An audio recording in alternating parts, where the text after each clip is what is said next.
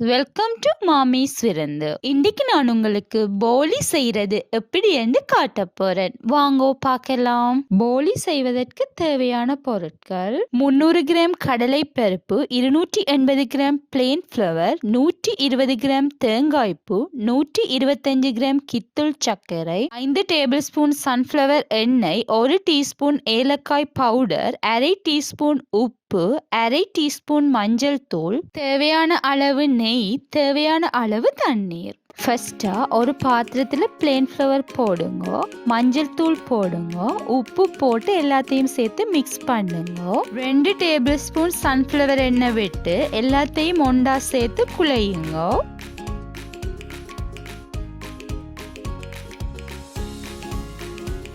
தண்ணியை ஒரேடியா விடாமல் கொஞ்சம் கொஞ்சமா தண்ணி சேர்த்து சாஃப்டா பிசைஞ்சு எடுங்க. அப்பதான் போலி நல்லா சாஃப்டா வரும். இதை நீங்க ரொட்டி சப்பாத்தின் பதத்துக்கு இல்லாமல் கொஞ்சம் தண்ணி பதமா லூசான பதமா குழைச்சு எடுங்க. இப்படி இருக்கணும். தண்ணி பதமா இருக்கிறதால இப்ப நீங்க கைய கழுவிட்டு மிகுதியா இருக்கிற எண்ணெயில கொஞ்சம் எடுத்து 2 கையிலையும் பிரட்டுங்க. மாவை குழைச்சு குழைச்சு உருட்டி எடுங்க.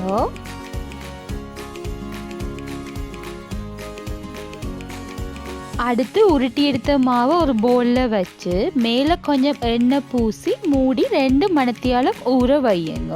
நான் கிளீன் ஃபிலிமால மாவை கவர் பண்ணி வைக்கிறேன். கடலை பருப்பை 2 மணித்தியாலம் ஊற வச்சு எடுங்க. அடுப்பு ஆன் பண்ணி சட்டி சூடானதும் ஊற வச்செடுத்த கடலை பருப்பு போடுங்க. பிறகு கடலை அவியறதுக்கு தேவையான அளவு தண்ணி விடுங்க. நிறைய தண்ணி விட தேவையில்லை. 2 பிஞ்சஸ் உப்பு போட்டு கிளறி விடுங்க.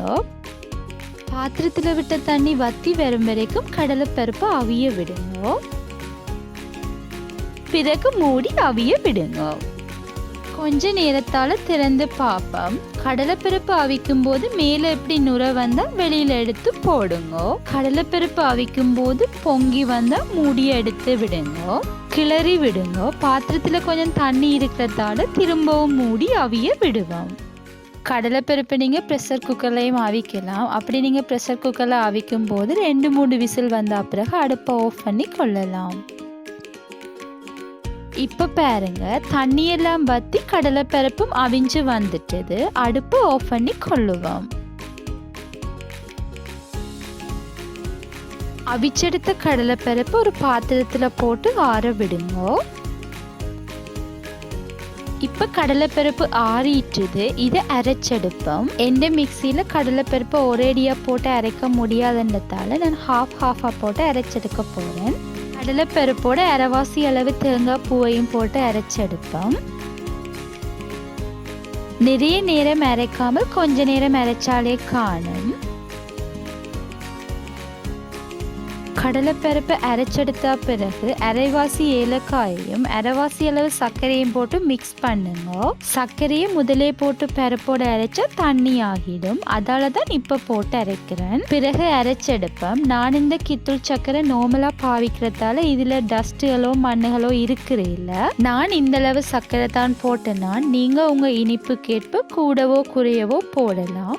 நீங்க சர்க்கரைக்கு பதிலாக சீனியும் பாவிக்கலாம். கித்தூள் சர்க்கரையை நான் முதலே மிக்சியில போட்டு அரைச்செடுத்து வச்சேன். நான் இந்த பதத்துக்கு அரைச்செடுங்க. இது ஒரு பாத்திரத்துல போட்டு கொள்ளுவோம்.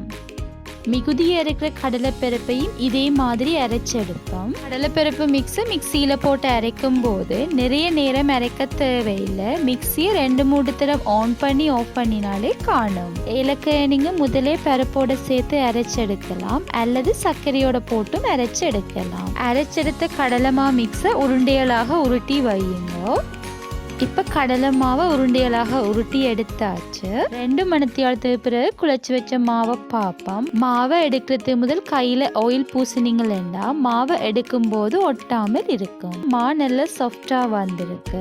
மாவை தட்டி எடுக்கிறதுக்காக சாப்பிங் போர்ட்ல கிளீன் ஃபிலிமால கவர் பண்ணி மேல எண்ணெய் பூசி வையுங்க. அப்பதான் மாவை தட்டி எடுக்க ஈஸியா இருக்கும். மாவை கொஞ்சம் எடுத்து உருண்டையாக்குங்க. பிறகு சாப்பிங் போர்ட்ல வச்சு கையால தட்டி எடுங்க. நடுவில் பிடிச்சு வச்ச உருண்டையை வச்சு எல்லா சைட்டையும் மாவால கவர் பண்ணி கொள்ளுங்க. கையில் வச்சும் இப்படி செய்யலாம், ஈஸியாக இருக்கும். திரும்பவும் சாப்பிங் போர்ட்டில் வச்சு ரோலிங் பின்னுக்கும் கொஞ்சம் ஆயில் பூசிட்டு மெதுவாக தட்டி எடுங்க. மற்ற பக்கமும் திருப்பி மெல்லிசா தட்டி எடுங்க. போலியை உங்களுக்கு விருப்பமான ஷேப்பில் தட்டி எடுக்கலாம். திரும்பவும் ஒன்று செய்து காட்டுறேன் பாருங்க.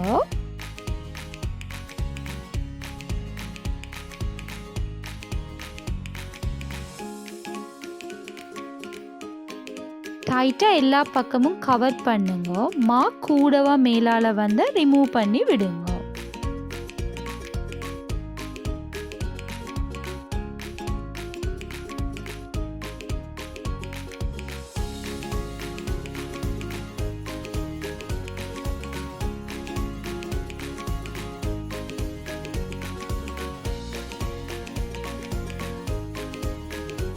அடுத்து அடுப்பை ஆன் பண்ணி லோ ஃப்ளேமில் விடுங்க. தோசைக்கல் சூடானதும் கொஞ்சம் நெய் விட்டு எல்லா இடமும் பூசி விடுங்க. நீங்கள் நெய்யுக்கு பதிலாக ஆயிலும் பாவிக்கலாம். ஆனால் நெய் விட்டு செய்த போலி தான் நல்ல ருசியாகவும் மணமாகவும் இருக்கும். மெதுவாக செய்து வச்ச போலியை தோசைக்கல்லில் வையுங்க.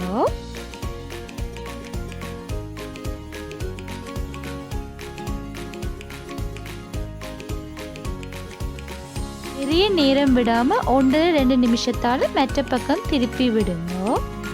திருப்பினா பிறகு 2 நிமிஷத்தால எடுத்து கொள்ளுங்க. இதோ பாருங்கள், மாமிஸ் போலி ரெடி. நீங்களும் ட்ரை பண்ணலாம். உங்களுக்கு இந்த வீடியோ பிடிச்சிருந்தா லைக் பண்ணுங்க, கமெண்ட் பண்ணுங்க, மறக்காம சப்ஸ்கிரைப் பண்ணி பெல் பட்டனை கிளிக் பண்ணுங்க.